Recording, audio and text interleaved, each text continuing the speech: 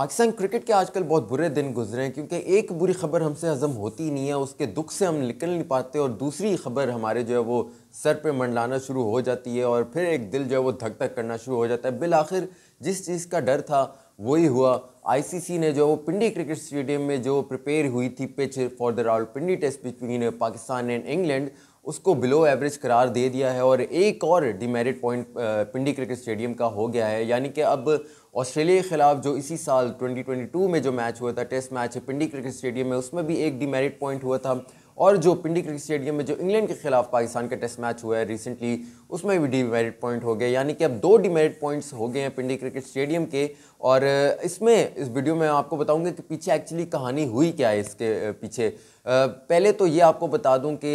एक alarming situation हो गया क्योंकि अब अगले 4 साल में अगर 3 मजीद डिमेरिट पॉइंट्स होते हैं पिंडी क्रिकेट स्टेडियम में तो 12 महीने के लिए पिंडी क्रिकेट स्टेडियम जो है वो बैन हो जाएगा to host any sort of international cricket any across all 3 formats. अच्छा जी, कहानी क्या हुई पीछे? अब लोग ना बहुत ज़्यादा कह रहे हैं कि आखिर इसके पीछे कल्प्रेट कौन है? क्या चेयरमैन पीसीबी रमीज़ जाजा कल्प्रेट हैं? क्या टीम मैनेजमेंट कल्प्रेट है? क्या कप्तान बाबर आजम कल्प्रेट हैं? या कौन कल्प्रेट है? देखें, चेयरमैन पीसीबी रमीज़ जाजा का जो है वो इससे कोई लिंक नहीं है क्योंकि कोई भी चेयरमैन जो है वो कोई जाकर पैगाम नहीं देता, कोई इंस्ट्रक्शंस नहीं देता किसी भी हेड क्यूरेटर को कि आप इस तरह की पिच जो है वो बना कर दें। ये काम जो है वो टीम मैनेजमेंट का होता है। टीम मैनेजमेंट जो है वो इंस्ट्रक्शंस देती है किसी भी हेड क्यूरेटर को before any sort of match कि आपने जो किस तरह की पिच जो है वो हम लोग एक्सपेक्ट करें कि इस तरह की पिच जो है वो बन सकती है, तो टीम मैनेजमेंट जो है वो देती है। तो चेयरमैन पीसीबी रमीज़ जाजा को इस बात से बिल्कुल हटा दें। बहुत ज़्यादा वो जो है कहते हैं ना डिसअपॉइंट भी हुए थे और एम्बेरसिंग इसको जो है वो करार दिया था जब ऑन गोइंग जब रावलपिंडी टेस्ट जो है वो हो रहा था, उनसे जो है बातचीत जब हुई थी।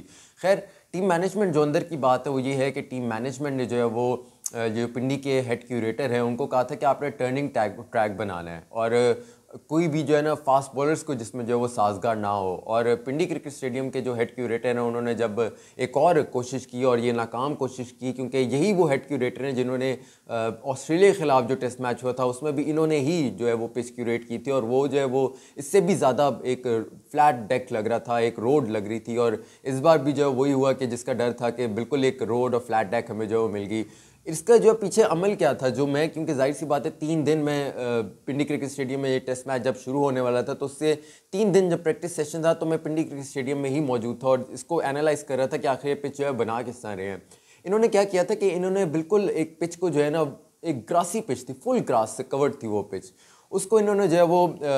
सारा स्क्रैच किया, जो भी इनके ग्राउंड्समैन थे उन्होंने स्क्रैच किया और फिर जो ग्रीन टॉप था ना उसके ऊपर इन्होंने रोलर चलाना शुरू कर दिया और रोलर चलाया, हैवी रोलर चलाया और साथ में जब आपके ऊपर सनशाइन जो वो पड़ी थी इस रोड पे, तो जब इस तरह की प्रिपरेशन होती है ना तो बिल्कुल एक फ्लैट डेक बन जाता है क्योंकि जब ग्रास को आप अगर ऊपर से कट ऑफ करते हो उसके बाद पे हैवी रोलर मारते हो तो नीचे से तो ग्रास ने जो वो सॉइल को बिल्कुल इंटैक्ट करके रखा होता है जिसकी वजह से वो जो पिच है वो फटती नहीं। और फिर यही जब ये टेस्ट मैच 5 दिन गया तो हमें ज़रा भी एक क्रैक भी इस पर नज़र नहीं आया, यानी कि ज़रा भी सपोर्टिव नहीं थी ये बैटर्स को। ये तो हमें थैंक यू करना चाहिए इंग्लैंड की क्रिकेट टीम को कि उन्होंने कुछ दिलेराना फैसले किए, कुछ अपने रिस्की फैसले किए जिसकी वजह से ये रिज़ल्ट ओरिएंटेड टेस्ट मैच हो गया। अगर ये रिज़ल्ट ओरिएंटेड टेस्ट मैच ना होता और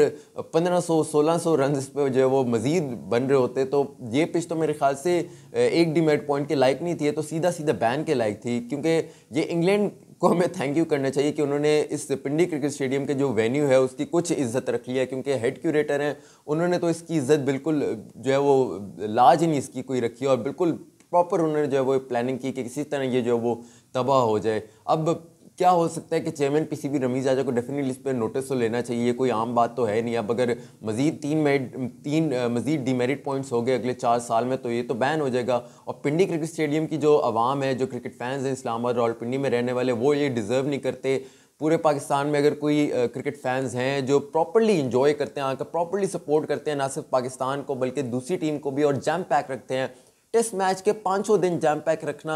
जो इंटरनेशनल क्रिकेटर्स भी आते हैं वो भी हैरान होते हैं कि हमने इस तरह का मंजर नहीं देखा। कप्तान बाबर आजम ने कहा कि अगर जब भी हम पिंडी आते हैं तो one of the best crowd देखते हैं, तो कोई तो वजह है ना कि पिंडी क्रिकेट स्टेडियम को आपने किस तरह आबाद रखना है, किस तरह इसकी प्लानिंग करनी है कि आबाद इसको रखना है। क्योंकि ये इनजस्टिस हो जाएगा। जो हेड क्यूरेटर हैं पिंडी क्रिकेट स्टेडियम के, वो तो कोई कसर नहीं छोड़े, वो कर रहे हैं कोशिश मेरे ख्याल से कि किसी तरह ये बैन हो ही जाए, लेकिन पिंडी की आवाम ये डिज़र्व नहीं करती। तो चेयरमैन पीसीबी रमीज़ जाजा को इस पर नोटिस लेना चाहिए और या तो वो ड्रॉप इन पिचेस का जो अपना आइडिया है वो इम्प्लीमेंट ही पिंडी से करें, पिंडी क्रिकेट स्टेडियम से करें, यहीं आकर कोई एक्सपेरिमेंट करें, यहीं कोई टर्निंग ट्रैक बनाएं, यहीं कोई जो है वो कोई फास्ट ट्रैक किस्म के बनाएं पिचेस, इस तरह क्यूरेट करवाएं ड्रॉप इन पिचेस के ज़रिए आइडियाज़ जो है उनका एक। लेकिन अगर ये नहीं होता तो फिर एटलीस्ट जो है ये हम नहीं कह रहे कि बिल्कुल टर्मिनेट कर दें हेड क्यूरेटर को, उनको कहीं जो है वो एकेडमी को ही भेजें, वहाँ उन्हें मज़ीद सिखाएं ताकि वो कोई अपनी गलती को जो है सुधार के वापस आएँ। और एट द सेम टाइम पिंडी के जो हेड क्यूरेटर हैं उनको चेंज करना चाहिए, क्योंकि ख़बरें जो ये आ रही हैं कि जो हेड क्यूरेटर हैं पिंडी क्रिकेट स्टेडियम में वो नहीं है कि जो पिंडी क्रिकेट स्टेडियम के ही यानी कि रावलपिंडी के ही बेस्ड हों। जब आप रावलपिंडी के बेस्ड हैं नहीं, आप यही सुना है कि वो मुल्तान से उनको जो है वो यहाँ शिफ्ट किया गया है, तो अगर आप रावलपिंडी के हैं नहीं तो फिर आप किस तरह जो है वो आप पिंडी क्रिकेट स्टेडियम के पिच जो है वो क्यूरेट कर सकते हैं। और मेरे अपना भी एक पर्सनल मेरा इंटरेक्शन उन हेड क्यूरेटर से रहा है, मैं नाम नहीं उनका लूँगा क्यों ऑब्वियसली वो थोड़ा सा होता है, लेकिन बहुत ही एक कहते हैं ना खड़ूस टाइप के, बहुत ही एक